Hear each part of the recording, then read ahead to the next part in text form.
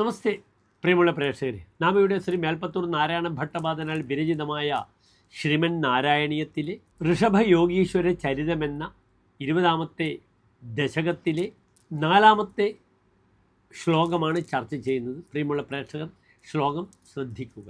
ത്വയി ത്രിലോകീഭൃതിരാജ്യഭാരം നിധായ നാഭി സഹമേരുദേവ്യാ തപോവനം പ്രാപ്യ ഭവൻ നിഷേവി ഗതക്കിലാനന്ദപദം പദം തേ.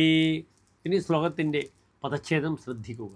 ത്വയ് ത്രിലോകീഭൃതി രാജ്യഭാരം നിധായ നാഭിഃ സഹ മേരുദേവ്യാ തപോവനം പ്രാപ്യ ഭവൻ നിഷേവി ഗതഃ കില ആനന്ദപദം പദം തേ.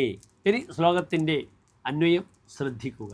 നാഭിഃ മേരുദേവ്യാ സഹ ത്വയി ത്രിലോകീഭൃതി രാജ്യഭാരം നിധായ തപോവനം പ്രാപ്യ ഭവൻ നിഷേവി സൻ ആനന്ദപദം തേ പദം ഗതഃ കില. അടുത്തതായി പ്രസ്തുത ശ്ലോകത്തിൻ്റെ സാരാംശം ശ്രദ്ധിക്കുക. ത്രൈലോക്യാധിപതിയായ അങ്ങയെ രാജ്യഭാരം ഏൽപ്പിച്ച് നാഭിരാജാവ് പത്നിയായ മേരുദേവിയോടൊപ്പം തപോവനത്തെ പ്രാപിക്കുകയും ഭവാന്റെ സേവയിൽ മുഴുകിക്കൊണ്ട് പരമാനന്ദ സ്ഥാനമായ വൈകുണ്ഠലോകത്തെ പ്രാപിക്കുകയും ചെയ്തു എന്ന് സാരം. നമസ്തേ.